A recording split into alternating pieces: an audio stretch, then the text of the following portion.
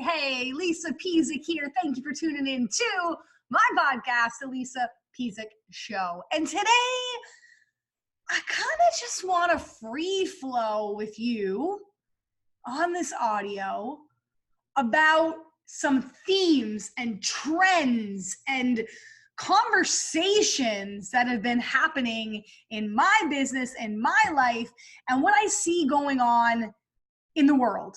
And what I see going on in this entrepreneurial space for men and women. And I'll tell you, my husband and I, we've been almost like the overflow, last-ditch resource effort for people who are throwing their hands up in the air going, it's now or never. I get this bad boy working or I'm shutting down my business. I've invested in all these other people and I haven't gotten what I need. Good God, will you help me? And the people pleaser in me wants to go, absolutely. But I'm learning that we have been asking some key questions before we say yes to people. And we've been diving in and really trying to get a pulse of what is going on for people and what is going on in the industry and why are these kinds of things happening. Because I do believe that we're doing the best we can.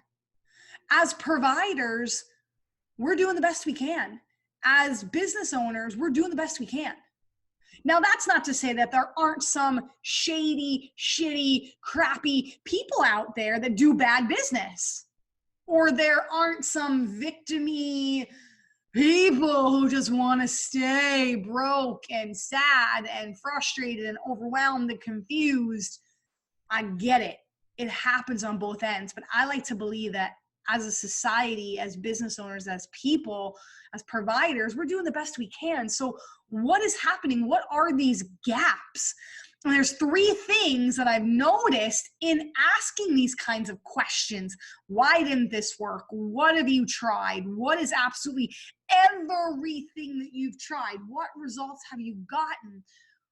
What do you want? What is your reality? What is your message? What is your deep why? Like really deep diving, three things have been overarching themes that have come up for me.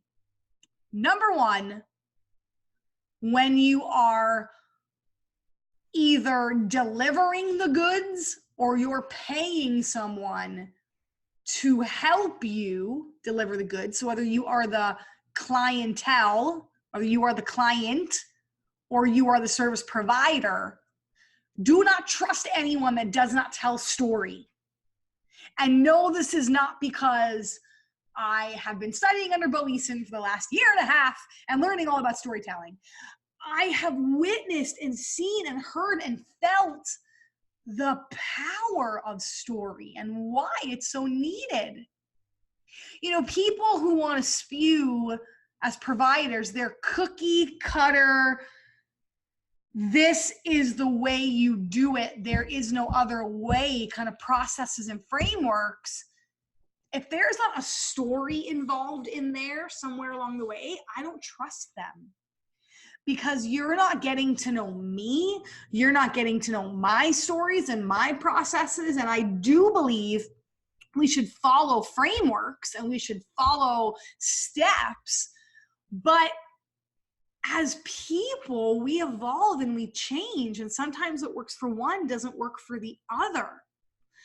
So when I'm listening to who I'm going to invest in, I listen to the story that they tell about themselves and their life and their business. And if there's no flexibility or empathy in that story, I'm out. Or if they don't even tell a story because they don't want to tell me anything about themselves, I'm out. Because if you don't care to let me into your world, I'm never truly going to get in and get what I need to be successful. So when you're the provider, or when you're the service person, when you're the client, listen and clue in for people's brand stories and their stories that they're telling when they're making that offer to you. When you are the provider, you must put story in everything that you do, every offer that you make, every piece of content that you put out. You've got to tell a story. And I can remember someone that bought my online and 2K course on a webinar. I said to them, what made you buy? Like, what made you decide that now was the time for you and I was the right fit and my program was the right fit? And she said, I've been following you for a year and learning all about you and your family, and I feel like I know you, like I'm part of your family.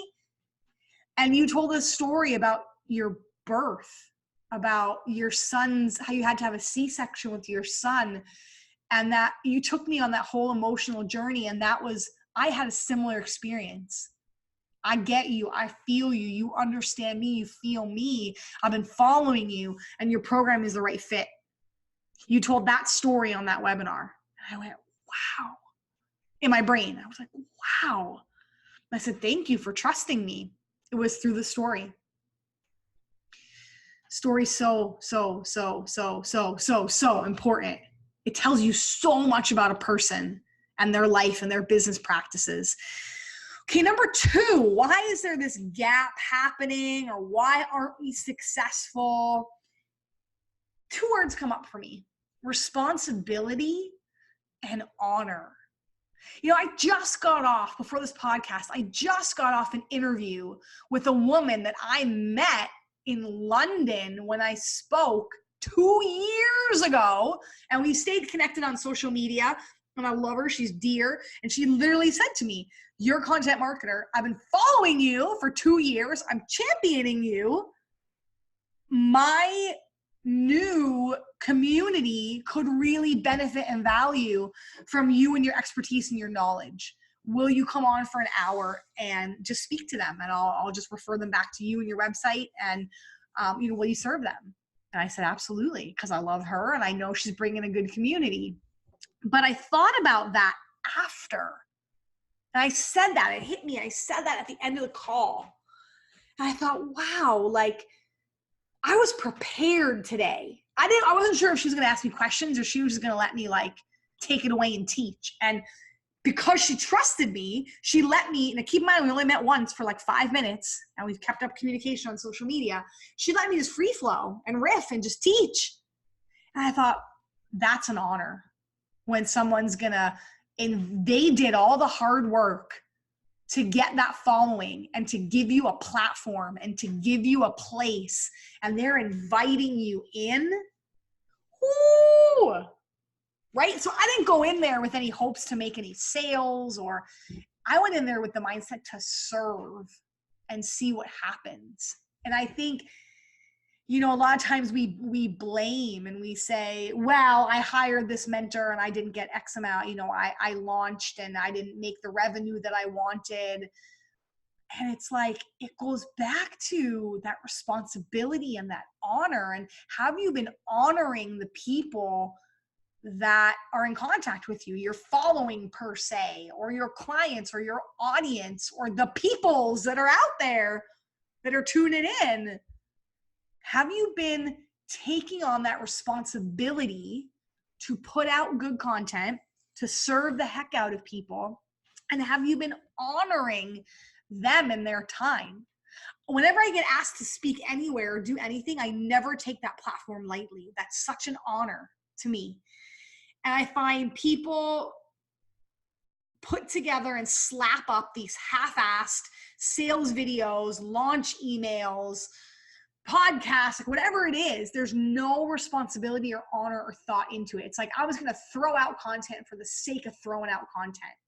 Now, perfectionism can be the death of you. So yes, you do have to put out content, but just, I can't tell you how many people I've heard say, I asked them, why did you put that was kind of, how'd that convert? Oh, it didn't. Well, why'd you do that? Oh, someone told me to just throw it up there and get it out there. That's half true. So how much have you been honoring your audience by taking that responsibility to put out good content and serve them, or honoring those peers that are having you on their platform? And what are your expectations like? Because if you are not giving value to people on the regular, you're not going to get the result that you want. Right? People say, oh, I made 6 figures on this launch. And they're not going to tell you, maybe hopefully they will tell you, we need to start talking about this. All the failed launches prior to that, where they didn't convert a single sale, or all the time and effort and energy into testing so that they knew by the time they launched that it was right. Right? So what are your expectations? Because if you're new to the game, you can't expect 7 figures or 6 figures or even high 5 figures or even a couple people out of your very first time launching something. That is completely normal. It is not the mentor's fault, or it's your success is no one's fault or positive than your own, because we all have that responsibility to put into action what we learn, or that responsibility to show up. Which leads to number 3, why things go wiry and wonky and bad, is because we're not visible. People don't know what you do. I fall so victim of this. I can't tell you how many people are like, oh my God, I wish I knew that you did that. I wish I knew that you did funnels. I wish I knew that you did lead generation. I wish I knew that you did websites. I wish I knew that. I would have come to you for business. And I'm like, oh my God, how did you not know? And then I'm like, no, that's my fault. I need to start speaking that and sharing that more and showing up more and being visible and being clear about what I do. And a lot of times we're not visible, meaning people can't find us. We're not blogging or podcasting or going live or on social media or hosting workshops, now you don't have to do it all, but you got to do something consistently. We're not visible. People can't find us. How can they do business with us if they can't find us? Right? Consistently showing up. And then mentors, I invest in people that I either get mentored by them, they have calls or workshops or something that I can see them or have access to them, or I have constant kind of access to their team. Or if I'm going to go all in with this mentor, let's say that I'm going to buy their course or download their freebie opt-in, before I pay, or if I do pay, I am like downloading and digesting every single thing that they put out. So they better be visible, because if they want the sale from me, I need to digest and date them a little bit more and see. Or if they want a repeat sale from me, then they've got to blow me away with that current content. And that means they've had to get visible, or they've had to hire the team so that their team is helping me. So those are the sorts of things that I look at when it comes to who am I going to invest in and who's going to help me move my business along. So those are the 3 parts or 3 things I think in conversation that I've been hearing, and there's a lot of blame kind of being thrown back and forth, and we know we get nowhere when we blame. But what is the gap? What's happening? Story is missing. You need to tell it, and you need to digest it from other people. Responsibility and honor. How are those mentors and service providers showing up and honoring you? And how are you showing up and honoring your potential clients? And lastly, it kind of goes in hand with that visibility. How? That goes back to the consistency piece. How visible are you being? How visible is that mentor? I've paid a lot of people a lot of money and have had zero access to them. I've paid people a lot of money and have had a ton of conversations with my direct mentor. And the one that's visible and that I have a ton of conversations with and that I have access to are the ones that I continue to invest in. And that's not to say that, I have their personal cell phone number and I call them 24/7. No. It's when we're there and we're together in the room, we're peers. There's not this hierarchy that happens. So those are the 3 things that I want you to keep in mind. Now, if Eric and I can serve you more, you're going to head to www.lisapezik.com. At the bottom, you're going to find a 15-minute strategy session. 15 minutes to get to the root of what do you need help with? Do you need to be more visible? Do you need help with your story?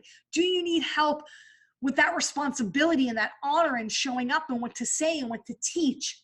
We will help you with all of that. So thank you for tuning in. I'll see you over at lisapezik.com, and I'll see you again next time on The Lisa Pezik Show.